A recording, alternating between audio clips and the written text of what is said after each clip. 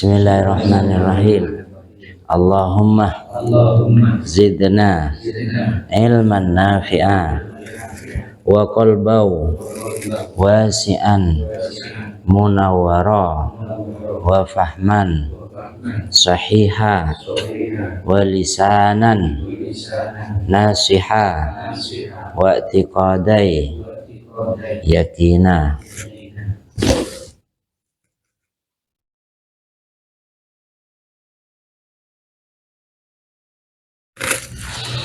Kemarin sudah dibahas muqaddimahnya. Di antara hal penting yang sudah disampaikan kemarin, di bagian akhir Syekh Muhammad Nawawi Banten atau yang terkenal Syekh Muhammad Nawawi Al-Jawi menggarisbawahi bahwa ketika kita belajar ilmu tauhid tentang ketuhanan itu harus dengan biqalbin salim, yaitu dengan hati yang salim, artinya menerima apa yang disampaikan dan tidak menolak, kecuali kalau sekedar bertanya atau berdialog dan sebagainya. Karena pembahasan tentang tauhid ini kalau tidak didasari dengan hati yang bersih, kadang-kadang sulit untuk diterima. Kan pernah saya sampaikan kemarin, ada banyak hal yang kaitannya dengan ketauhidan itu tidak bisa dijangkau dengan akal, tidak bisa dinalar dengan akal. Contoh umum lah ya, terciptanya langit misal. Langit yang kita lihat saat ini secara akal kan sulit untuk dipahami. Sesuatu yang ada di atas kan seharusnya ada tiang dan sebagainya. Ini langitnya ada tiang. Pikir akal ini kan sulit dinalar dengan akal, tapi kita harus percaya bahwa itu adalah ciptaan Allah. Seperti itu, salah satunya seperti itu. Selanjutnya bismillahirrahmanirrahim, dengan menyebut nama Allah yang maha pengasih lagi maha penyayang. Penjelasan lafal bismillah ini, fasmul jalalati laisa bimustaqin wala mangkulin. Lafal isim jalalah ini, lafal Allah ini bukan merupakan isim mustaq, bukan juga isim mangkul.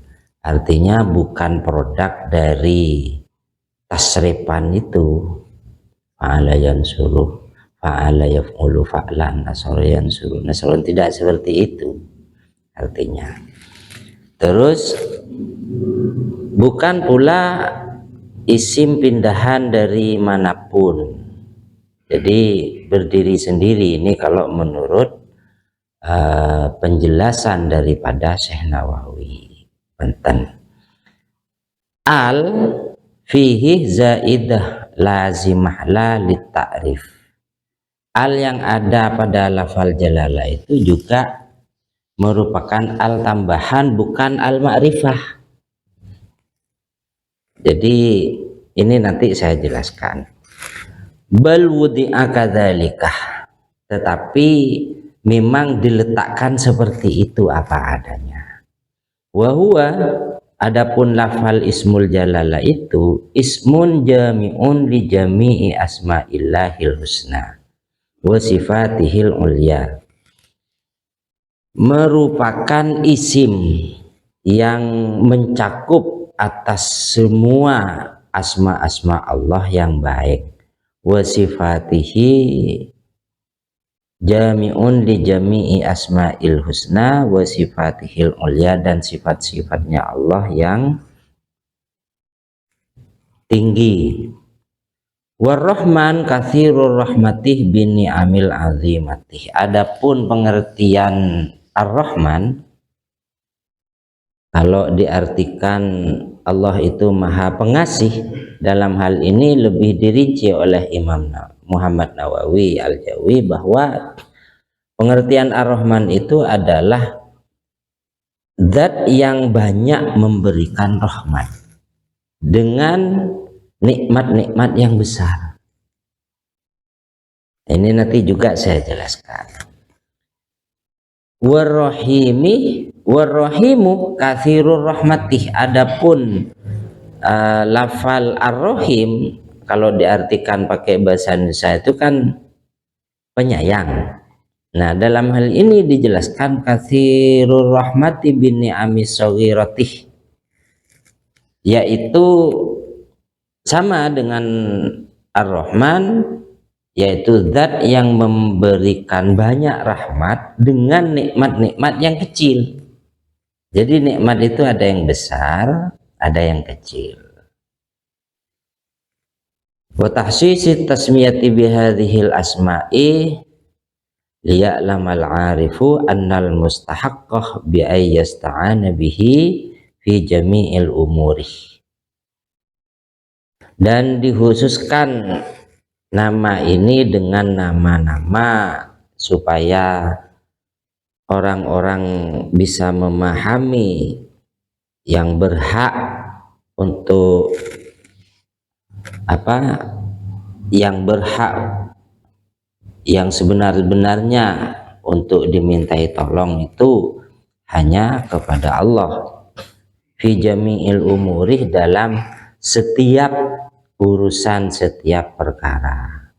Wahwal ma'budul hakikiyuh, sedangkan Allah itu adalah zat yang maha disembah yang sebenarnya. Mu'tin ni'amih, zat yang memberi beberapa nikmat, segala macam nikmat.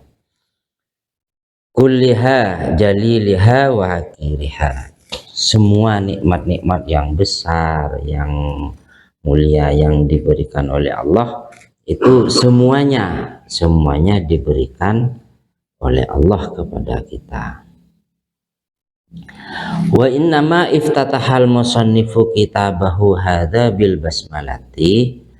Adapun pengarang kitab ini membuka karangan kitabnya dengan menulis kitabnya ini dengan lafal basmalah iktidaan bil kutubis samawiyatih, karena mengikuti aturan penulisan kitab-kitab samawiyah itu diawali dengan basmalah. Contohnya kitab Taurat, kitab Injil itu semua juga diawali dengan tulisan Bismillahirrahmanirrahim. Begitupun Al-Quran. Al-Quran surat Al-Fatihah itu kan pertama ditulis adalah Bismillahirrahmanirrahim. Nah, itu namanya kitab ini juga mengikuti sebagaimana yang ada dalam kitab-kitab samawi itu. Wa amalan bil ahaditsil marwiyati, dan melaksanakan dengan dasar hadis-hadis yang diriwayatkan, kama ruwiyah an Rasulillah sallallahu alaihi wasallam, sebagaimana yang diriwayatkan dari Rasulullah sallallahu alaihi wasallam bahwasanya beliau bersabda, annahu qala idza katabal abduh bismillahirrahmanirrahim fi lauhin aw fi kitabin, apabila seseorang menulis lafal Bismillahirrahmanirrahim fi lauhin au fi kitabin, di papan, au fi kitabin atau di dalam kitab atau buku,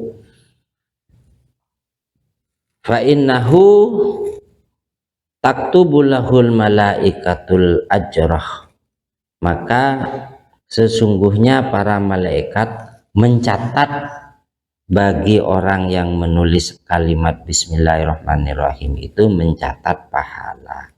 Wa tastaghfiru lahu madama dzalikal ismu fil lauhi wal awil kitabi, dan memohonkan ampun kepada Allah bagi orang yang menulis Bismillahirrahmanirrahim di dalam papan atau di dalam kitab itu selama madzalikal ismu fil lauhi, selama kalimat itu bismillahirrahmanirrahim itu masih ada tulisannya di papan ataupun di kitab atau di buku.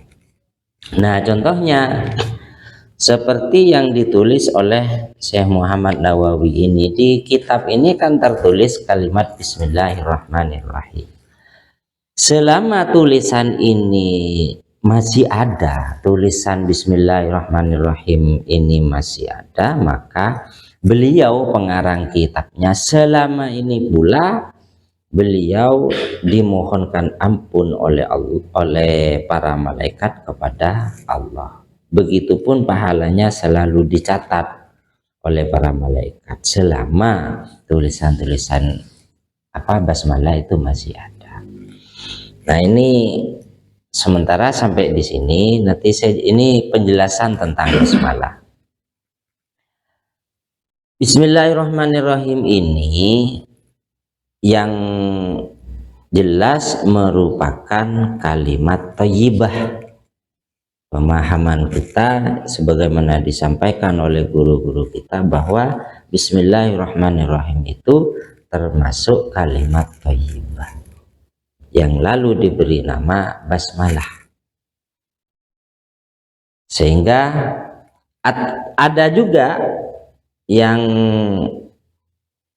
memberi nama pecahan atau cabang daripada bismillahirrahmanirrahim ini ketika menjadi sebuah amalan tertentu lalu diberi nama amalan bismil jurus, misalnya kan bismillahilladzi la yadurru ma ismihi syai'un bil ardi wala bis samai wa huwas samiul alim, kan seperti itu bacaannya. Nah, di situ lalu tidak dinamakan basmalah, tetapi mengambil huruf depannya saja lalu dinamakan asma bismil gitu ya. Ada yang mengatakan begitu. Tapi dalam hal ini isi kandungannya tetap tidak jauh daripada bismillahirrahmanirrahim. Nah, bismillahirrahmanirrahim ini banyak bahasan para alim ulama, para kiai, bersumber dari penjelasan hadis-hadis Nabi Muhammad SAW bahwa setiap pekerjaan yang tidak dimulai dengan bacaan bismillahirrahmanirrahim itu dianggapnya putus, artinya tidak barokah, putus barokahnya, artinya tidak mendapatkan keberkahan dari bacaan bismillahirrahmanirrahim. Apalagi tadi dijelaskan menulis saja itu selama tulisan itu masih ada, maka para malaikat juga mencatat pahalanya. Begitupun memohonkan ampun kepada Allah atas segala dosa-dosanya. Nah, di setiap aktivitas, setiap pekerjaan, kalau tidak dimulai dengan bismillahirrahmanirrahim, maka pahalanya putus. Kan begitu. Sedangkan malaikat mencatat pahala, tidak baca bismillah, apanya yang mau dicatat? Otomatis pahalanya putus. Satu contoh ketika mau makan, kita mengawali mau makan itu kan baca bismillah dulu, walaupun setelah itu ada doa setelah baca basmalah. Paling tidak bismillahirrahmanirrahim itu dulu yang dibacakan untuk mengawali semua pekerjaan kita. Begitupun pekerjaan-pekerjaan yang lain. Nah, selanjutnya lafal bismillahirrahmanirrahim ini sebenarnya kalau diartikan lebih dalam lagi, dalam setiap aktivitas kita dengan bismi, dengan nama Allah, berarti harus difahami bahwa setiap pekerjaan kita ada andil daripada Allah. Nah itu maksudnya. Jadi bismih dengan nama Allah. Misal kita mau menulis, lalu memulai dengan bismillahirrahmanirrahim, berarti pekerjaan menulis kita itu juga ada andil Allah di situ. Atau bekerja misal garap laporan atau membuat skripsi dan sebagainya, pakai laptop, pakai komputer, lalu dimulai dengan bismillahirrahmanirrahim sebelum bekerja, maka pekerjaan itu menyertakan Allah di dalam pekerjaan.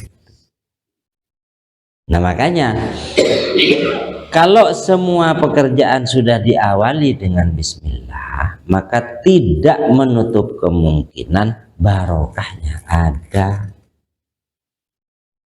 Kenapa ada barokahnya? Karena di situ ada Allah.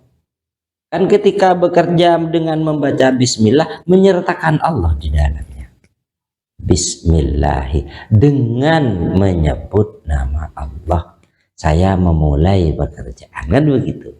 Berarti kan mengandilkan Allah di dalamnya, menyertakan Allah di dalamnya. Nah, semua pekerjaan yang dilakukan dengan cara seperti itu, yakin sudah tidak akan ada yang sia-sia, tidak akan ada yang percuma, tidak akan sia-sia, dan tidak putus pahalanya. Nah, selanjutnya Allah itu kan punya sifat Ar-Rahman Ar-Rahim, Maha Pengasih dan Maha Penyayang. Nah, yang harus difahami selanjutnya dari sifat Ar-Rahman dan Ar-Rahim ini memang sifatnya Allah. Ar-Rahman Ar-Rahim, Maha Pengasih, Maha Penyayang. Nah, sedangkan kita sudah berani menyertakan Allah dalam pekerjaan kita, maka sifat Ar-Rahman dan Ar-Rahim juga harus ikut ke kita. Artinya begini, dalam segala aktivitas kita, sifat Ar-Rahman Ar-Rahim harus ada juga di kita. Kan arti daripada Ar-Rahman, Maha Pengasih. Kita juga harus punya rasa kasihan kepada orang lain, rasa kasihan kepada makhluk Allah yang lain, bahkan kepada binatang, kepada tumbuhan dan sebagainya. Terus Ar-Rahim, penyayang, punya rasa kasih sayang. Pokoknya sifat ini harus nempel juga ke kita. Nah, apabila sifat Ar-Rahman dan Ar-Rahim ini sudah nempel ke kita, saya yakin orang ini pasti baik. Pasti baik. Kenapa? Karena sudah didasari dengan sifat Ar-Rahman dan Ar-Rahim ada dalam diri. Jadi kita punya rasa belas kasih sayang kepada orang lain, kasih sayang kepada seluruh makhluk Allah, termasuk binatang dan tumbuh-tumbuhan. Nah, apabila sifat Ar-Rahman dan Ar-Rahim ini sudah ada di kita, secara otomatis katanya tadi itu besar kemungkinan sifat dan tingkah laku orang ini pasti baik. Tidak mungkin akan merusak alam, tidak mungkin akan merusak hasil ciptaan Allah. Contoh, gunung atau hutan tidak mungkin akan dirusak. Kenapa? Karena hutan, gunung dan sebagainya itu adalah ciptaan Allah. Buat apa dirusak? Pada dasarnya hutan, gunung dan sebagainya itu, tumbuh-tumbuhan, hewan dan sebagainya kan sama-sama ciptaan Allah. Sedangkan kita sudah menggunakan sifat Allah yaitu Ar-Rahman Ar-Rahim. Jadi harus sayang juga kepada tumbuhan, sayang juga kepada hewan. Nah, selanjutnya ciptaan Allah itu semuanya bermanfaat kepada kita. Baik itu hewan, binatang ataupun tumbuhan. Tanpa itu maka kita ini susah juga. Misal yang ada di muka bumi ini, sumber mata air, sungai dan sebagainya, kalau dirusak, padahal air itu seperti kemarin disampaikan, air itu adalah asal dari segala macam rezeki. Lah kalau sumber mata airnya dirusak, kan kita sendiri yang rugi. Kan begitu. Kenapa itu terjadi? Kok bisa merusak fasilitas yang disediakan Allah di muka bumi? Kenapa itu bisa terjadi? Karena dia tidak menggunakan sifatnya Allah, yaitu sifat Ar-Rahman dan Ar-Rahim. Kan begitu. Gunung saja kalau dihancurkan, sumber mata air bisa habis kok, atau berkurang paling tidak. Kan begitu. Kenapa? Karena sudah tidak bisa menampung air hujan dan sebagainya. Akhirnya persediaan air yang ada di sekitar gunung itu berkurang, atau bahkan bisa mati, bisa habis sumber mata airnya. Yang gunungnya sudah habis, kan begitu. Nah, itu salah satu perbuatan yang tidak mencerminkan kalimat Bismillahirrahmanirrahim. Nah, tentu kerugiannya akan kembali ke orang itu sendiri, karena tidak menggunakan sifatnya Allah, yaitu sifatnya Allah yang Ar-Rahman Ar-Rahim. Kalau merusak-rusak, sifatnya siapa? Sifatnya setan, kan begitu ya. Laung sifatnya setan yang dipakai, akhirnya rugi sendiri, kan begitu. Zaharul fasadu fil barri wal bahri bima kasabat aydin nas. Jelas nampak kerusakan di muka bumi, bahkan di lautan itu penyebabnya memang tangan manusia itu sendiri. Penyebabnya itu, akhirnya ruginya juga rugi sendiri, akibatnya dari perbuatannya sendiri. Yang dulu tidak pernah terjadi longsor, sekarang terjadi longsor. Kenapa gunungnya sudah digunduli, hutannya digunduli dan sebagainya. Yang dulunya tidak pernah terjadi banjir, akhirnya terjadi banjir. Nah, itu kan penyebabnya dari tangannya sendiri, dari perbuatan manusia sendiri. Dan kenapa itu terjadi? Seperti tadi itu, karena orang yang berbuat kerusakan itu tidak menggunakan sifatnya Allah, yaitu Ar-Rahman Ar-Rahim, sehingga merugikan orang banyak dan merugikan dirinya sendiri. Nah, oleh karena itu saya tekankan, apabila kita sudah menggunakan kalimat Bismillahirrahmanirrahim tertanam dalam diri, maka otomatis kita akan menjadi orang baik, pasti menjadi orang baik. Nih seran kaoreng, katanya orang Madura, kasih sayang kepada sesama, kepada semua makhluk Allah.